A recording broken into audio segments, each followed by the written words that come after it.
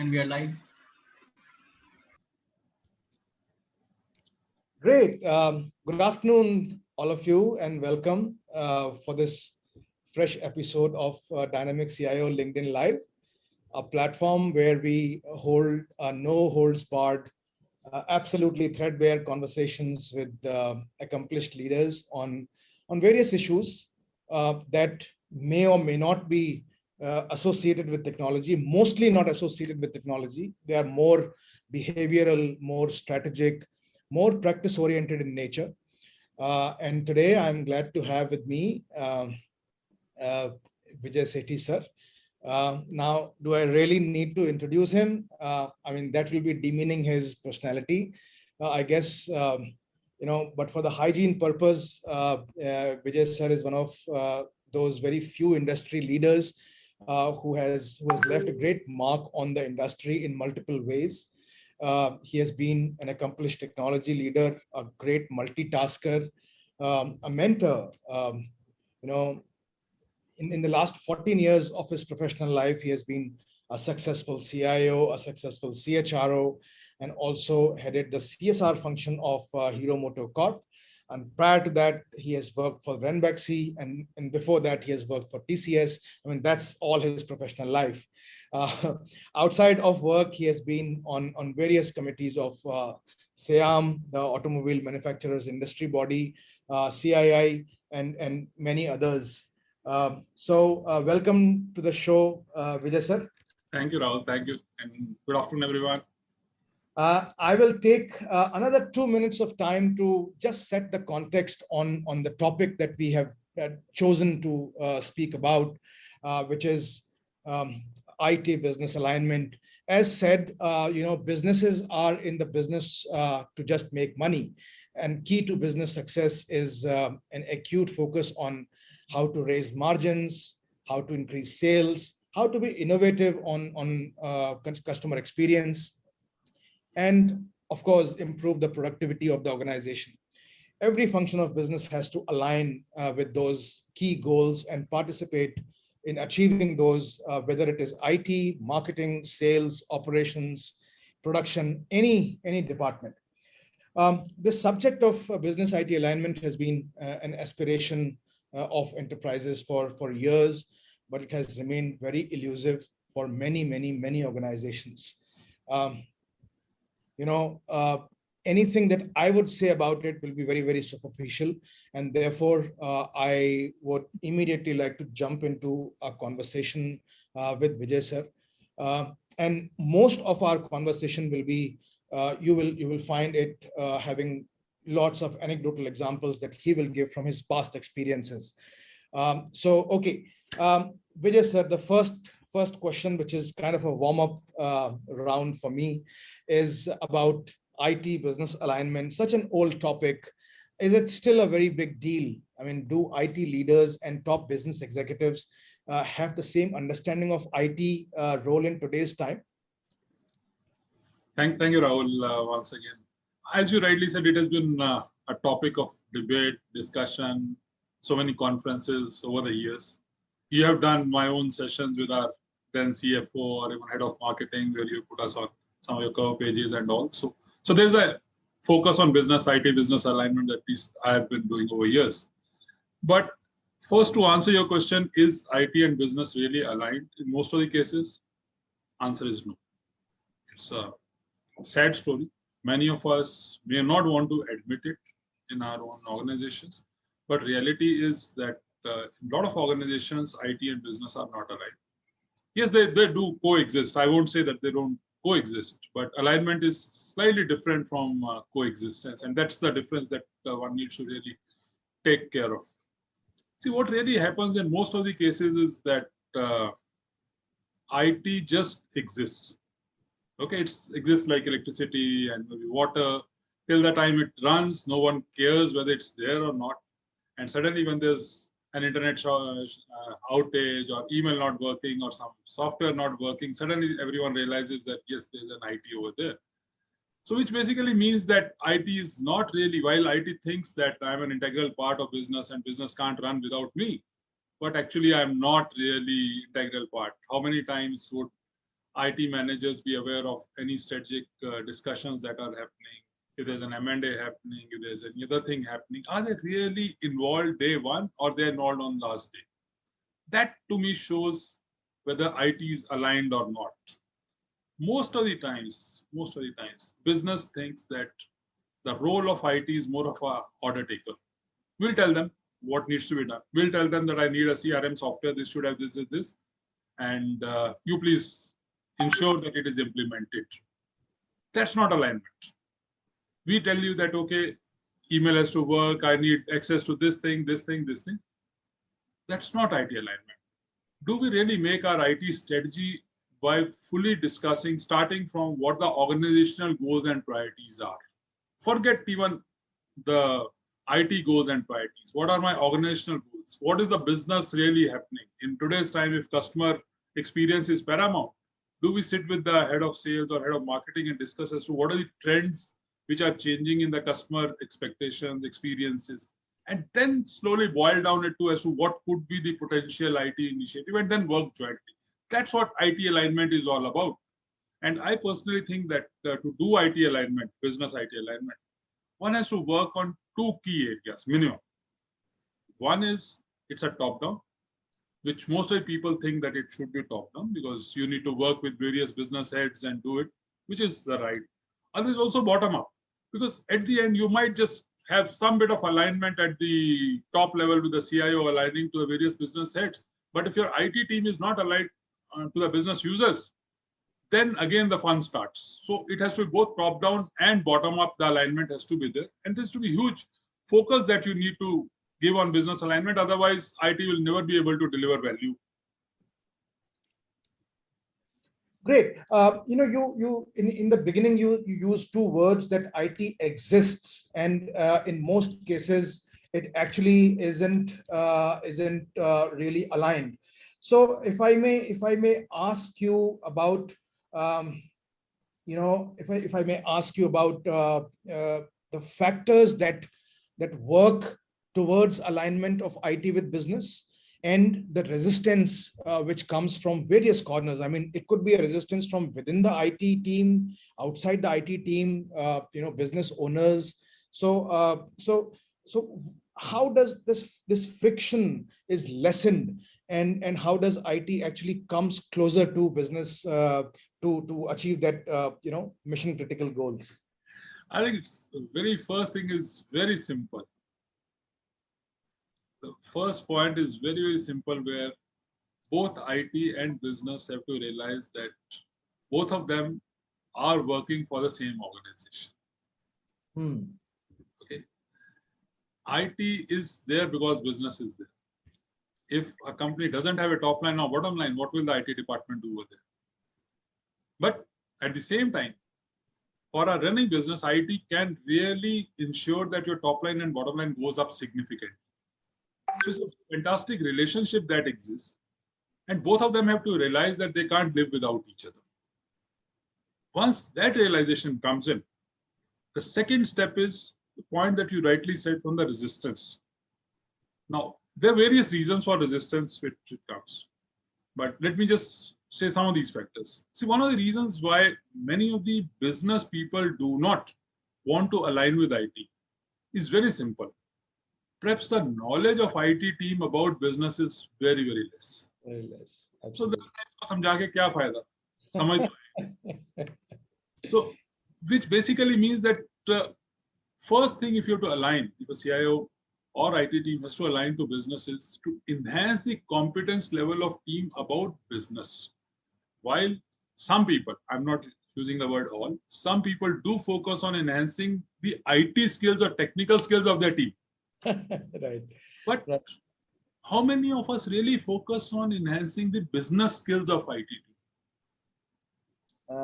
If you go and talk to a salesperson or inventory person or production planning person, and you don't even understand the basics, what alignment are we? Then you are only an order taker. He'll say that, okay, please do this, and then you'll go back, sir, can I do this? No, what you didn't even understand. The second, the link piece also is increasing the awareness about IT in business. which would mean that IT should, the business should also understand that IT is not just about internet or email or a Word or an Excel or a Google Doc or ABC or XYZ, but it is actually running the nerve system of the organization.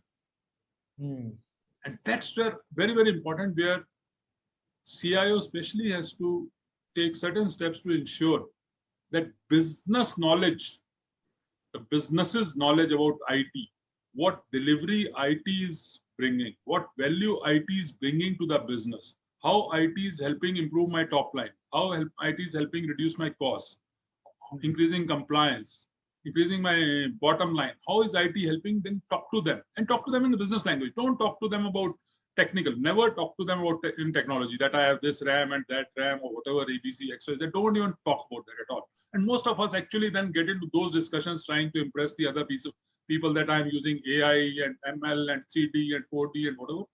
They don't care. They are interested in, is it helping me achieving my or surpassing my this month's sale and next month's sale or not. So if you start talking about that and how IT is bringing value, your alignment automatically starts. Also, what you need to really do is, a lot of times IT people prioritize or work on certain projects which business may not be even interested in. I want to do it because I want to show to Rahul that this is the best project and please give me an award next time.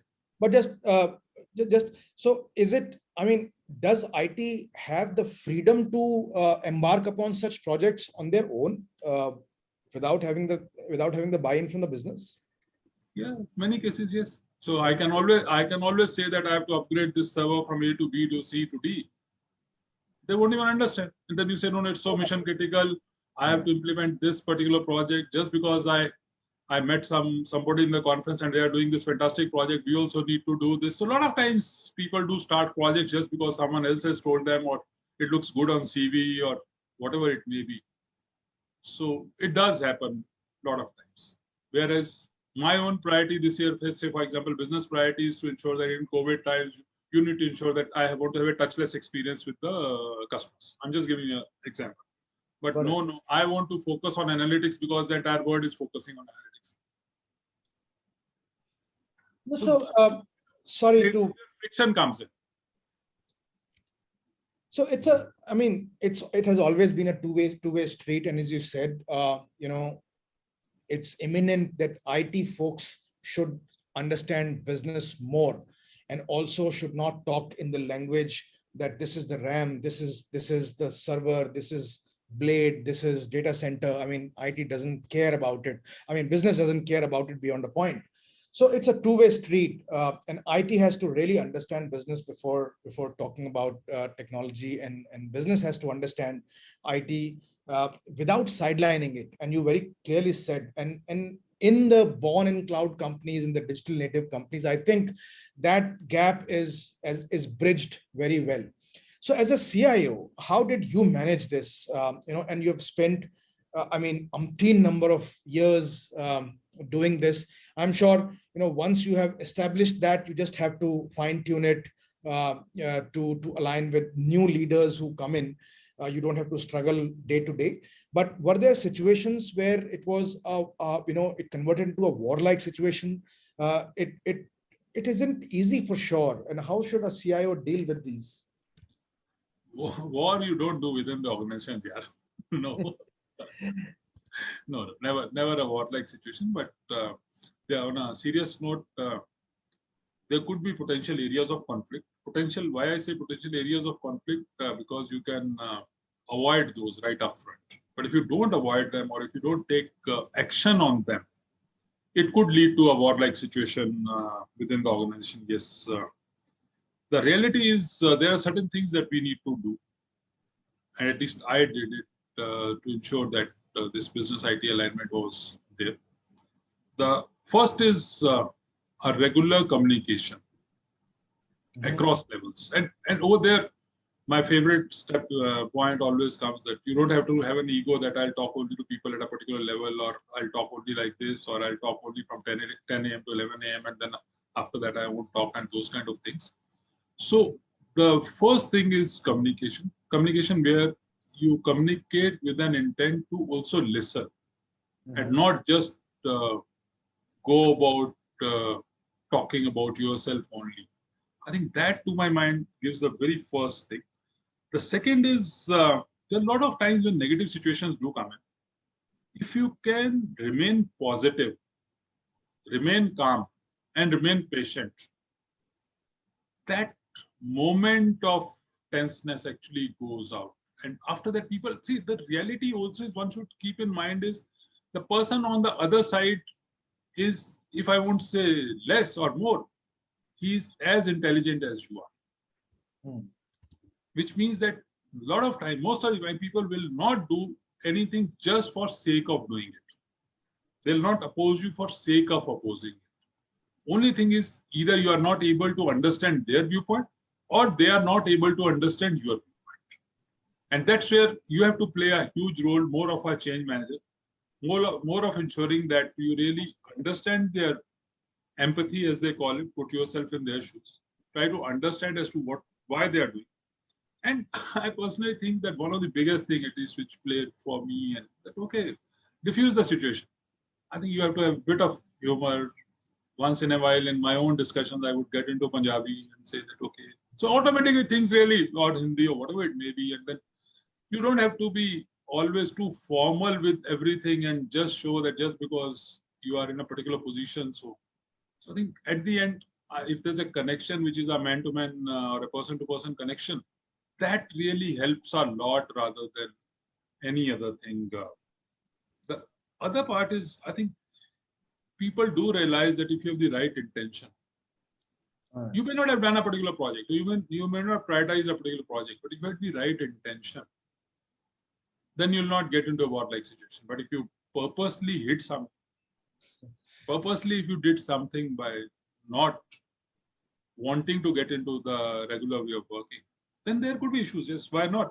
Sure, there'll always be this thing. So that's what we need to do. You have always, I mean, in all my meetings that I've had with you in your previous roles, you've always told me that I have zero budget for technology. Zero budget. I mean, the budget is held with business. I mean, there's no IT budget as such. No, so when sorry. No, there's not zero budget, but I said the budget is always a joint where one doesn't have to really ask for budget. That's what I used to say, in the sense that. Okay, yeah, I correct myself. Not a zero budget. No, IT can honestly run on zero budget. There's a huge amount. Yes. There has to be a huge amount of budget. So you don't have to really go and say, if it's a sales thing, sales guys really help and they'll say that this is what I want. So that's how I used to tell you. So my question is that, I mean, as an observer from outside, I feel that IT team's mission is about applying technology and innovation and new ways of working to deliver a certain commercial value achieve a commercial value out of it. In the broad sense, it could mean a better understanding of the customer, better insights to develop new products.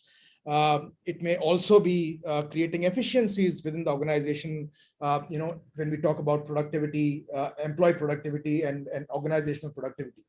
So when IT meets the business, I mean, when IT meets the business stakeholder, what should be the temperature in the room? How should we strike conversations? How should we negotiate? So that we get the fair chance to work. Negotiate what? Negotiate about your projects, about the money that you want for your projects. Why should you negotiate? So I think let's again go back conceptually. Is IT doing those projects for themselves? No, of course not. Yeah. Are they going to take that project, that CRM or any storage or server to their home? Answer is no. So it's not about negotiation at all. At least I don't believe in that word at all. It's not about negotiation. It is about you coming to a common understanding on prioritization. That's all. So it's not about, again, it's not about budget. That's your point of zero budget which came. It is about value. If I'm spending 5 crore rupees on a particular project and if the company is getting 15 or 20 crores out of it, there's zero budget constraint. But if you're putting 5 crores and getting only 1 crore, then there's 200% budget constraint. You won't even get a single rupee on that. So when you get into that discussion on with the business, which is to measure the temperature, I think one thing that you need to realize is that there's nothing called business separate and an IT separate at that time. All of you are working to it. There's a objective. There's a company's objective. If you're getting into finance, there's a company objective that this is what I want to achieve. And then you transparently discuss that these could be the potential IT solutions which could help you in doing this. That's how you work. But if you go with a closed mind, no, I have to just implement this particular solution because I think that this is the best solution, then the temperatures could rise in the room because then you are yourself closed. True. So I wanted to ask one more, discuss one more point in this particular, in this stream about the growing footprint of shadow IT, Yes. and that is where the most friction happens between IT and business. So why does shadow IT grow if there is an alignment? It shouldn't grow if there's an alignment. That's the right way to put it. And if it was this very shadow IT this was the main contention which caused a huge problem for CIOs to enable a remote workforce and do all the kinds of realignments to enable the workers when the pandemic happened. Okay, so again, coming back to basics, does shadow IT exist? Whether we like it, whether we don't like it, whether we admit it or we don't admit it, shadow IT exists. And it exists in most of the organizations. It does exist. Now, some examples of shadow IT if I was to give, and why. Let's first look at why does shadow IT exist. Yeah, important to know. Correct. So there's one is a conceptual point, again, which is that if you really look at so-called, and you have done so many seminars on this, consumerization of IT. Now, there was a time, maybe 10 years back, 15 years back, most of the so-called computer engineers were in the IT department from a percentage perspective in an organization. Today, your sales department, your marketing department, your R&D department, other departments would have more computer engineers than people in your own IT department. So there's a huge amount of talent which is lying over there also. So these guys also do understand a lot about technology. So there's a huge amount of tech awareness which has come. In any case, the IT today has become so consumerized that everyone understands IT. And then, of course, proliferation of things like cloud, social, mobile. I think that really have also led to this particular phenomena, which is leading to shadow IT. Now, why would a company go to shadow IT? First, to my mind, employees don't feel that they have tools that they need to do their work. Okay. I am sitting in a particular department, say production department. I know that to do my job, I can do a good analytics on a particular small software, which I did my MBA or some other thing or a previous organization. I go to IT department, they say that, no, please write a requisition. It will take me 3.5 months to even procure that because we run this particular software. So this guy knows that this job can be done in 10 minutes on that particular thing. So will he download that if possible? And just do a trial version and do the entire thing. So a lot of times employees don't have the tools. Also, the times when they want to do something, they come back and say that this is good for you. This is good for my role. This is good for IT. But IT team puts in the blinkers of their, and I'm sorry for saying that bluntly, IT team puts its blinkers from a IT policy perspective. हमारे यहाँ तो ऐसा ही होता है. हमारी policy में तो ये नहीं. So now the question over here is, are we too rigid that policies have to be the main point, or it is that I tweak my policies in case without compromising on the basic tenets of the organization and the information security? Can I tweak my policies to help the business? A lot of times people do not do that. And that's where shadow IT really starts coming in. Third, most of the times, again, most नाराज हो जाएंगे लोग. Many times. आप बोलो. Times, People, IT teams don't have competence on many of those tools. So they wouldn't want to do that. So I've been working on, say, theoretically, an ASP, VB, whatever those are, or those kind of things, that suddenly you come up with a very new tool which I have not even heard of. But the guy tells that this is very productive, a small thing. It can be bought on a SaaS. You just put in your credit card. At $100, you can get it. But I don't even understand that. So what will he do?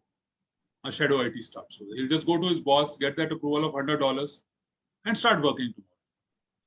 Now, the other extreme is a lot of times people on a negative side also want to do shadow IT because they want to also bypass the organizational IT policies and procedures. Okay. I know there's a process to get a, say, pen drive. I'll buy it from market, 200 rupees, and then try to get some exception somewhere so that I can use my entire thing. So it's both ways that people do work on shadow IT, and shadow IT exists a lot. I am not saying, and many times it's good for the company. I won't even say that every time shadow IT is bad, because if I look from company's perspective, if done with a positive intention, a lot of times at the operational level, it also helps you in enhancing your efficiency and productivity a lot, because you can then utilize the resources of these guys. And objective, as I personally think, companies may not be able to eliminate shadow IT, but if you can really shrink shadow IT by working very closely to the very first point that you spoke about, IT business alignment, aim should be to shrink it to bare minimum. That's how you should really work on shadow IT.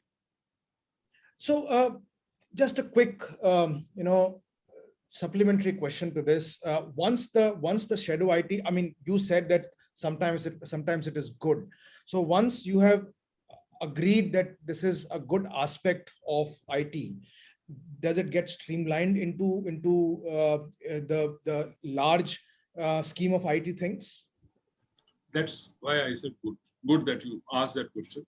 I thought you will ask me to elaborate. Why did I say good? Yeah, it's important. I'm really happy that you picked up that line. So what happens is, for me, how I look at some of these is kind of experiments that you're doing within your organization. Okay.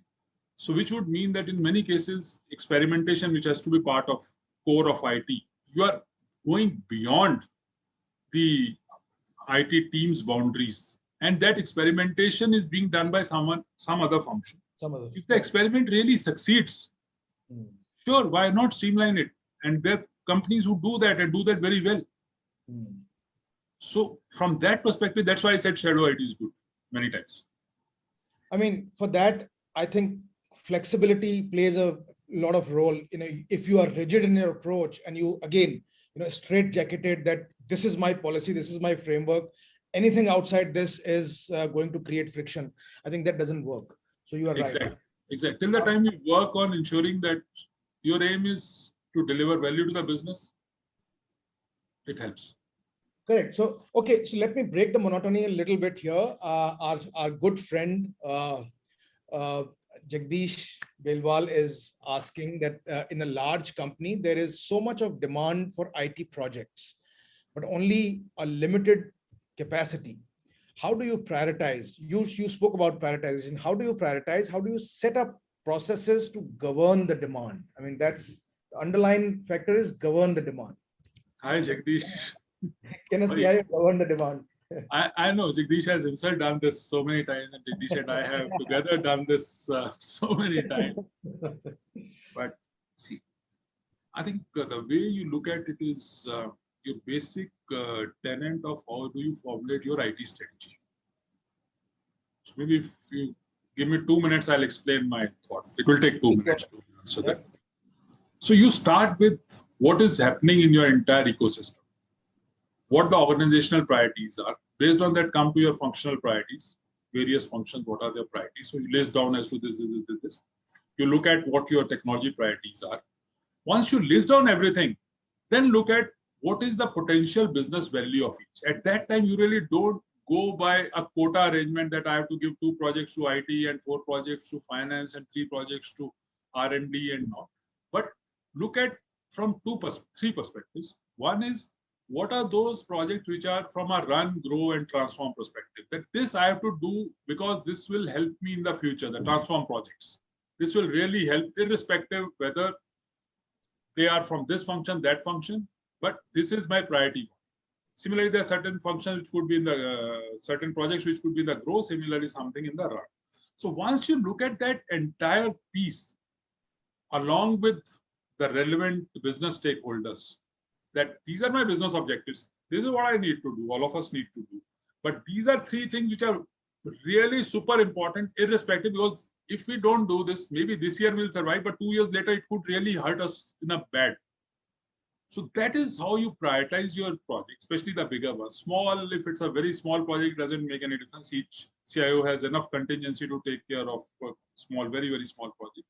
But for the bigger ones, you have to have a full agreement on that this is an organizational wide priority. Once you do that, then automatically your conflicts come down and you know that these are the 5 things I'll do. If I get more money, I'll do this 6, 7, 8, 9. But if you don't get, maybe I'll just cut off at 4, whatever it is. Okay, one last question. I mean, I'm very intrigued to ask more extempore questions. So probably what you said is good for the large organizations. How do smaller sized organizations, lean teams in IT, where probably there is a technology, a person heading the technology department is not as empowered as a CIO of a large organization. My viewers are those as well. So I would insist, if there is a recipe for them, as them to grow and create more influence, grow their circle of influence. Okay, let me first tell you on a lighter note, and then I'll answer this question. You go to the largest of the IT organization, the largest organization which has largest of the IT teams. Okay, they'll still feel that they are short by at least 100%.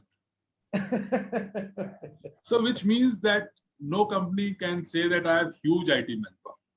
No company. So everyone is short. The only thing is some in physical numbers would be very less. Physical numbers in some cases would be higher.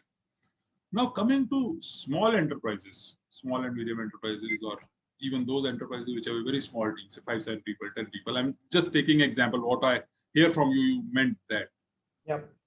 I personally think, that's my personal view, those guys have actually a much better opportunity to do a lot more, lot diverse stuff.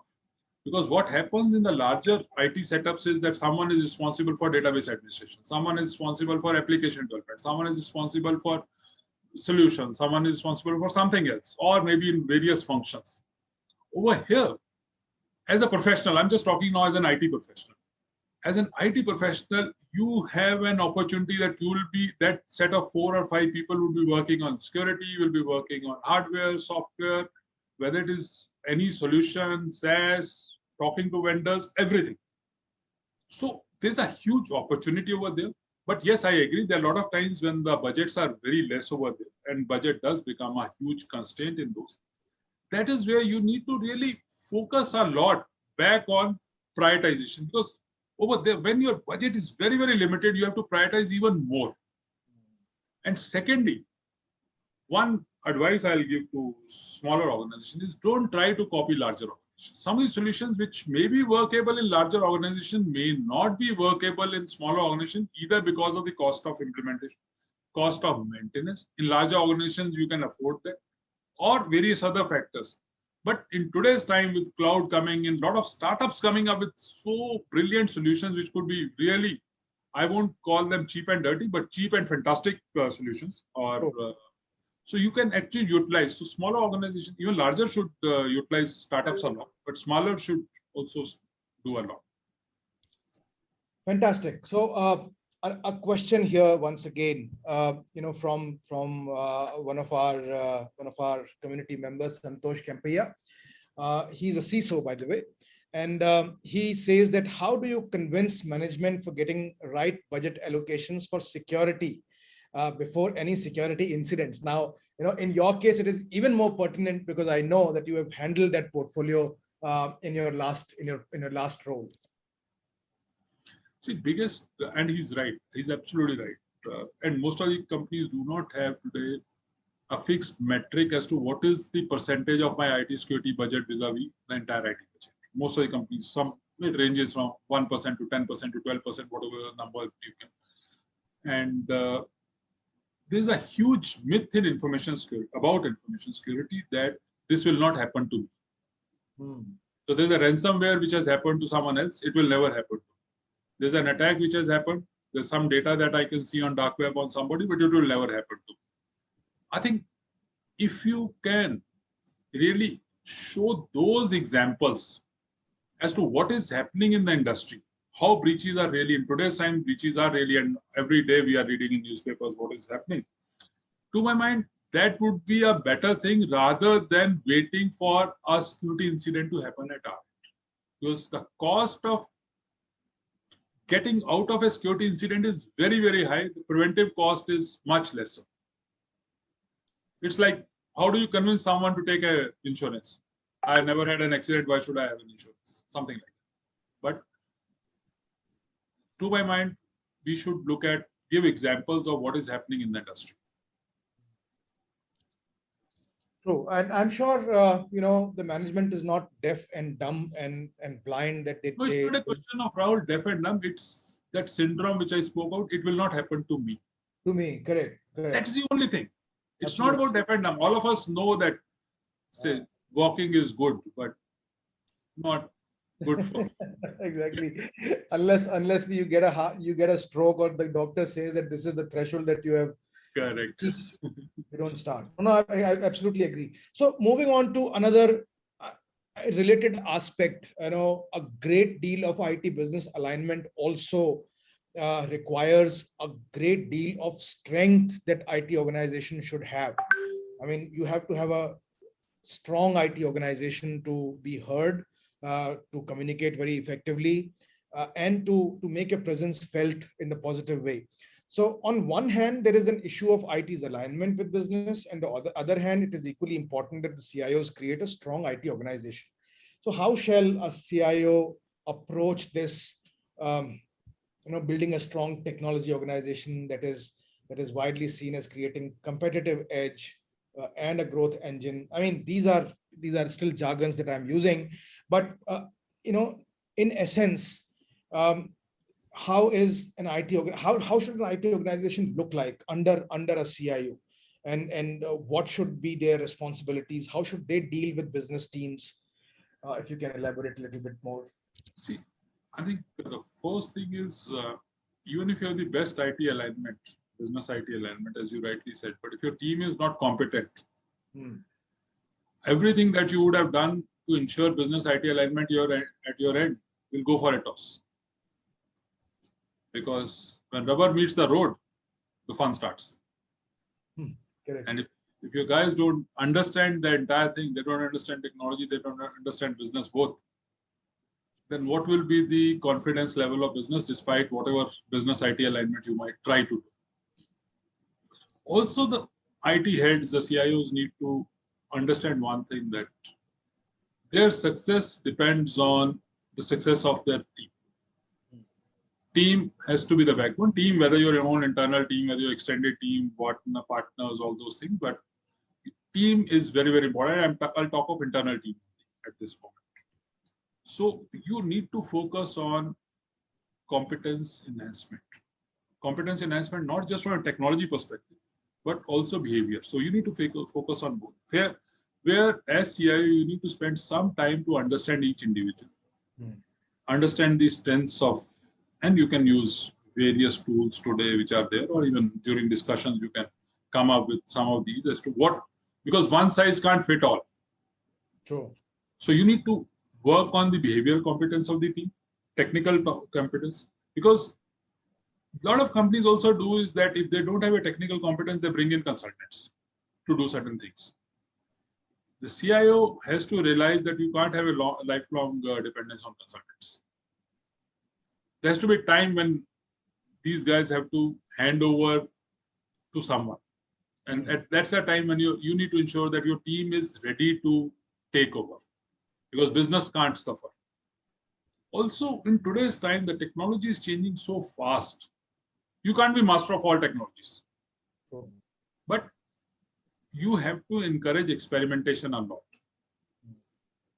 The CIOs have to change their mindset to be a bit of risk takers, encourage experiments, encourage failures in many of these experiments. Hmm. Because teams would learn. There are a lot of times when the teams are in the age group of 40, 45, 50, even maybe older than that. You can't really expect all of them to be sitting in classrooms and trying to learn everything. Okay.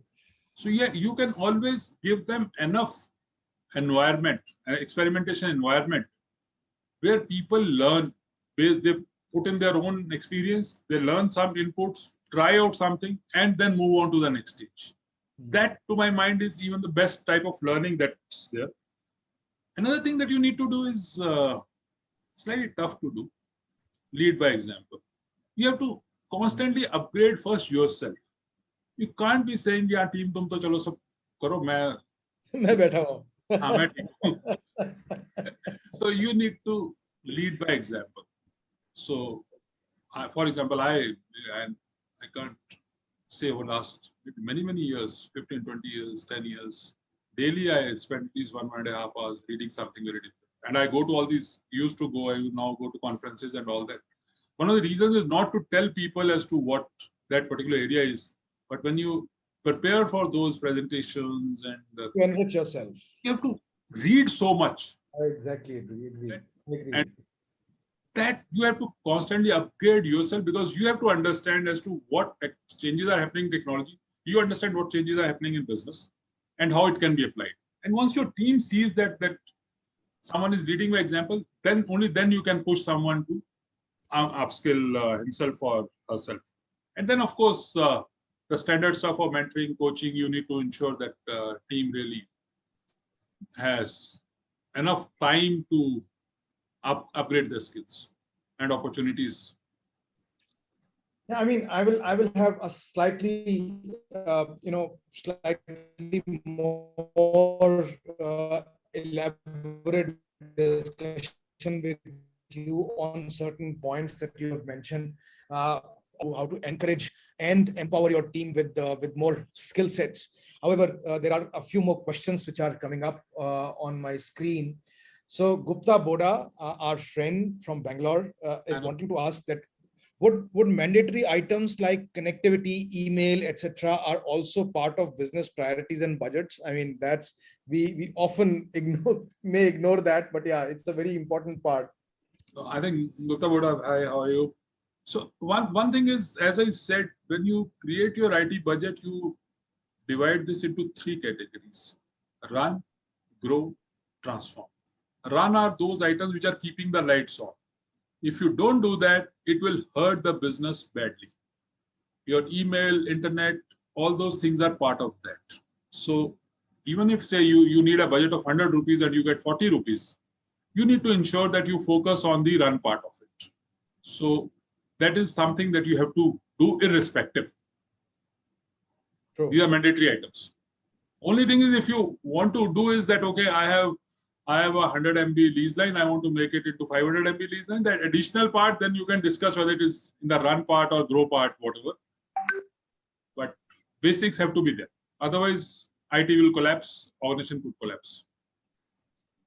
Great. So coming back to our, our discussion on the strong IT organization, and then we will get into the skilling part of it.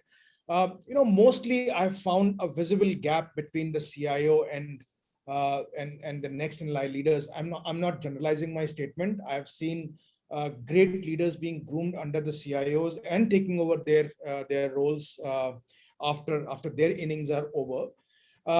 Some may also find it very challenging to groom their leaders. Some may also have, if I can say so with the liberty, sense of insecurity. What if this leader supersedes me? What if the management find this leader better than me? So how does a CIO deal with this conundrum, or with this shortfall of trust, that I may say so? You're right. And since you work with so many organizations, and understand so many organizations very well. So I agree with you that there are times when this particular challenge is there. I know, for example, if I look at India across the organizations, there will be at least 20 to 25 CIOs who would have at a point in time reported into me. So there are times when you see those examples also. But coming back to whether next in line is good or bad, I'll say the reason for that is more at the CIO level than at the second level. Do I really want to develop them? There are times when I don't want to develop them. As you rightly said, maybe it's about insecurity. So I want them to be order takers. As business wants me to be an order taker, I want them to be an order taker for me. So why groom them beyond a point? Do you really delegate enough? Do you give them enough space that you can operate? Or for everything you have to come back into my room and get an answer yes or no? So I think this huge amount of focus that CIOs need to give on themselves at this stage to say that, yes, I need to groom my next line.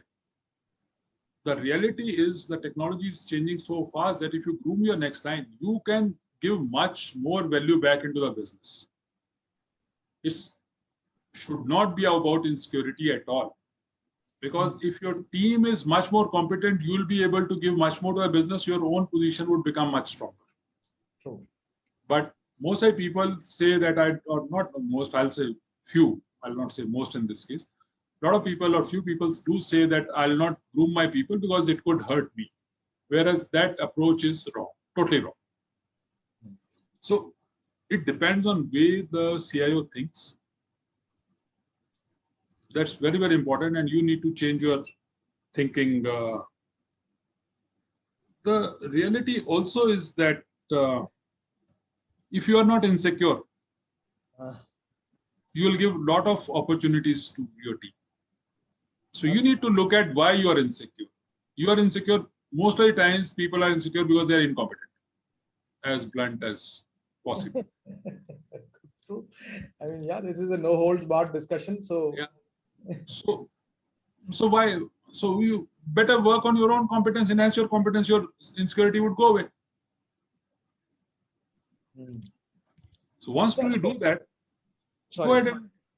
No, please go ahead, sir. Sorry. And I'll just put one more line. Sorry for this, but no, go ahead, please go ahead. From a team perspective, if you feel that your manager is feeling insecure, that should not stop you. At least you continue to enhance your own competence. Maybe one day he or she will come back and tell you that, okay, let's do this project. And that's when you show your competence. No, great insights. In fact, and I mean, without naming yourself and your organization, actually you have related it with what you have done in the past, because I have seen that very closely. So, gone are the days when IT's value was measured using technology matrices, so to say. In today's time, every project that IT works on is analyzed or should be analyzed by the business matrices, which includes the cost, the revenue increase, the productivity, net operating income, all of those things.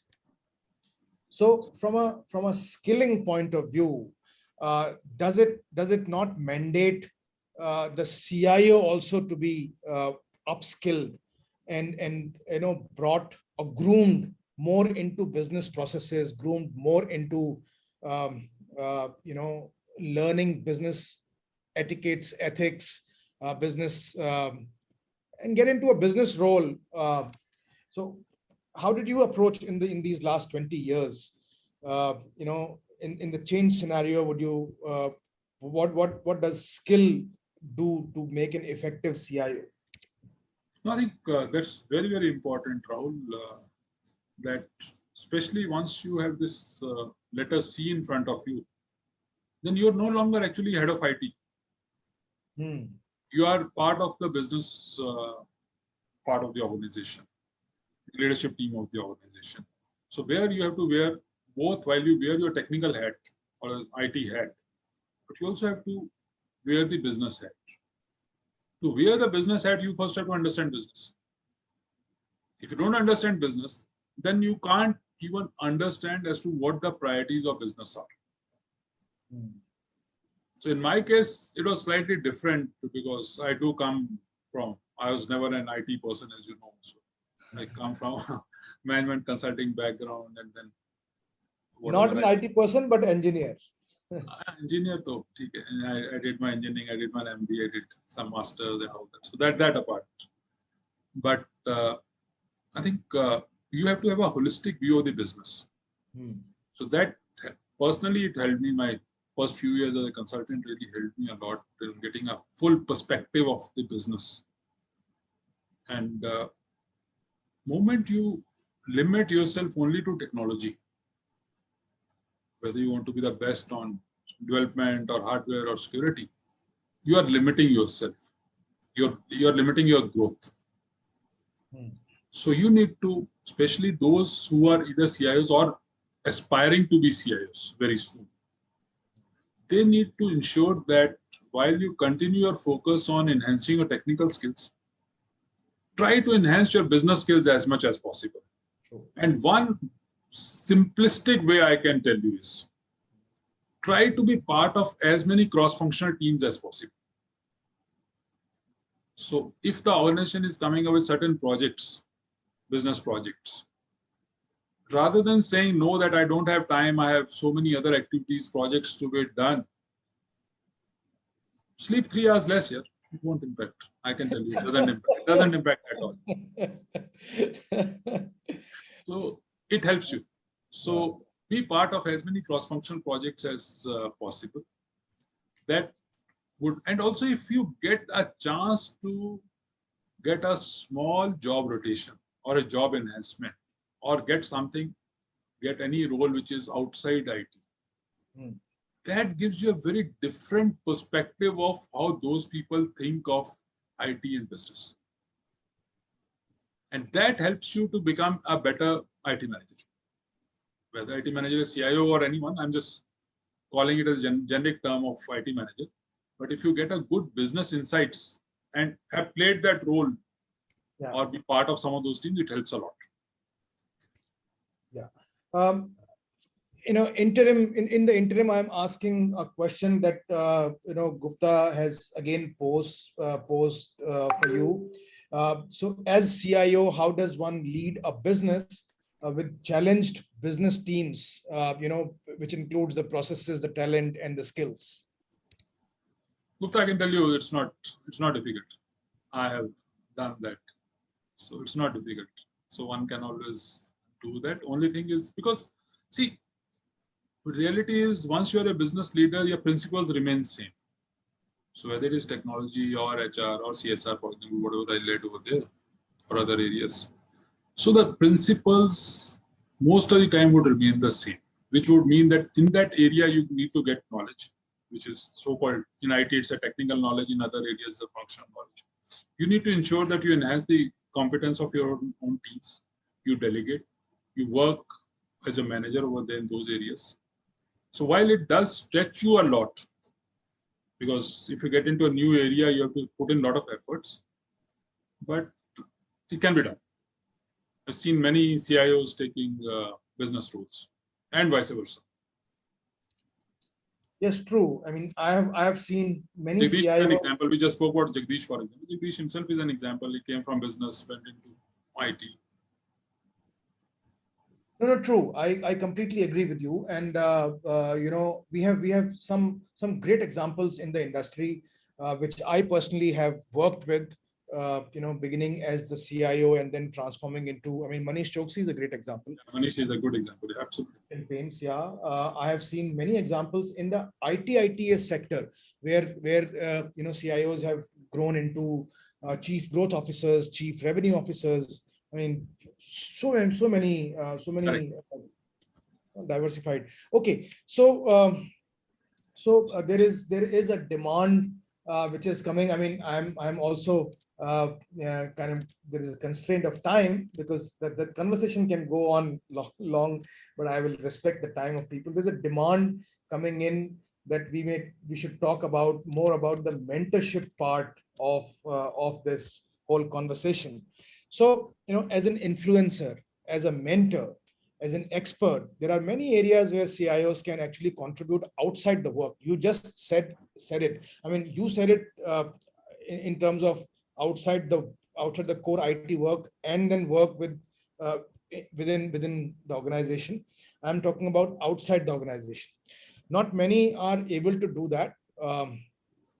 You played a lot of such roles, like a thought leader, like an industry expert, visionary, be it with CII, be it with SIAM, with startups, and now you have assumed a very active role with MentorCard in terms of mentoring, people and organizations. How important is it for a CIO?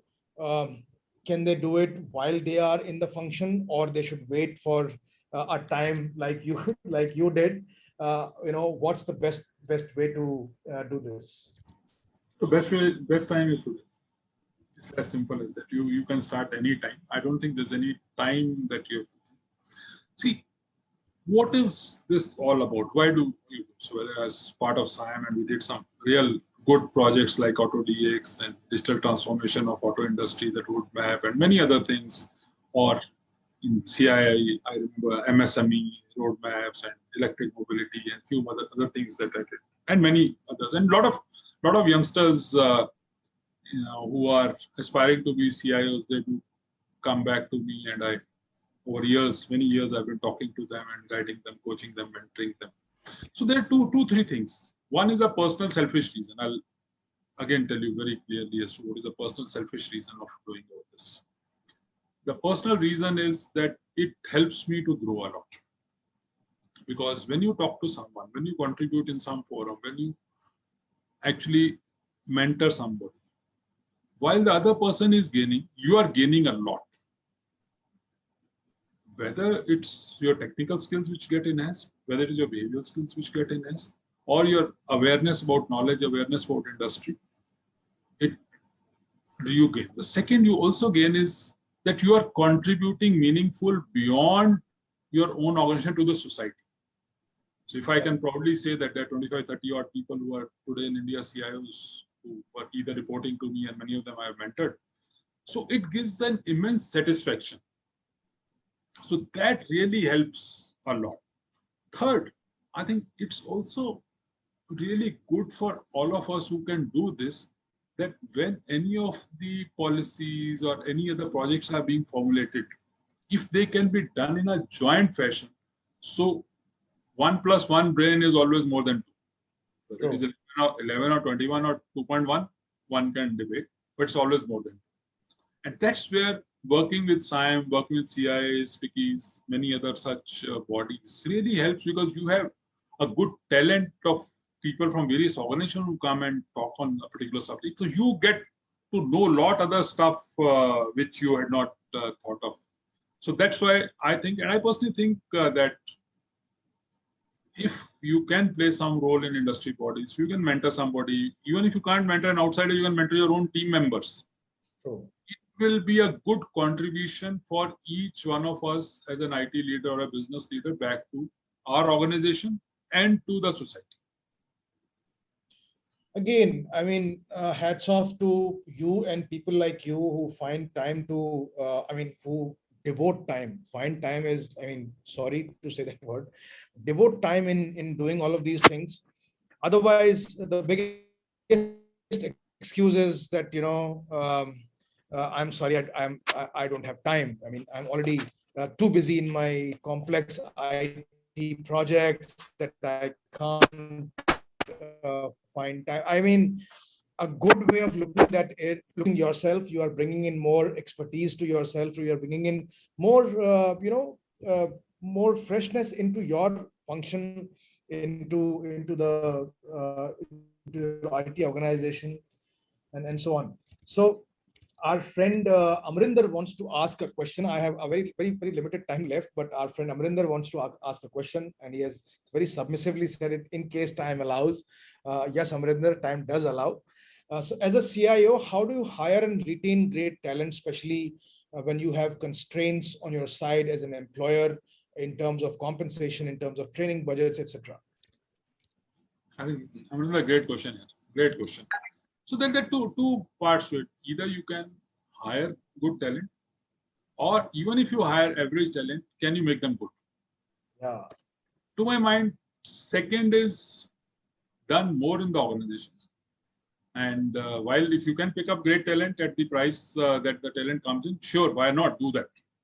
But if you can focus on grooming that talent to become excellent, then you are not just actually working on a particular talent, but you are increasing the talent pool size in the organization or in the country.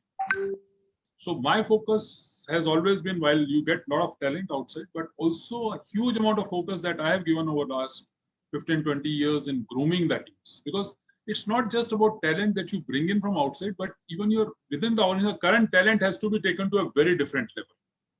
So grooming is much more important. That's where I prioritize that. Great. I mean, I am talking to a person who has worn multiple hats, who has and one quality that I want to talk very openly about you is you have been very punctual, and that punctuality has I think shown in all your facets of life, whether it was work, whether it was family, whether it was seminars that we organize. So everywhere I have found you being right on time and honor the time, and the kind of multiple roles that you have dispensed in an organization, phenomenal. And this was a very minuscule way of honoring your work in some way, and getting you to talk to the CIOs, the aspiring ones, the established ones, and share knowledge with them. I was in the past. So thank you very much for your time, and thank you for. Thank you, and thank you everyone. Thank you, everyone. Thanks a lot for participating. Thanks a lot for making it interactive. And I will come back with a new guest next time.